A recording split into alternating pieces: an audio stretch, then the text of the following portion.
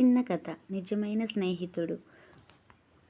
ఒక కొడుకు తన తండ్రి దగ్గరకు వచ్చి ఒక జాబితా ఇచ్చి, నాన్న, ఈ జాబితాలో ఉన్న 50 మంది నా స్నేహితులు.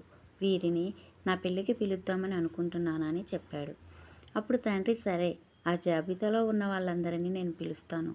నువ్వు మిగిలిన పనులు చూసుకో అని చెప్పాడు. పెళ్లి ముహూర్తం సమీపించింది. పెళ్లి మండపంలో చూస్తే తన స్నేహితులు 10 మంది మాత్రమే కనిపించారు. వెంటనే కొడుకు వాళ్ళ నాన్న దగ్గరికి వెళ్ళి, నాన్న, నేను నీకు 50 మంది జాబితా ఇచ్చాను కదా, మరి 10 మంది మాత్రమే ఉన్నారు, మిగిలిన వారిని మీరు పిలవలేదా అని అడిగాడు.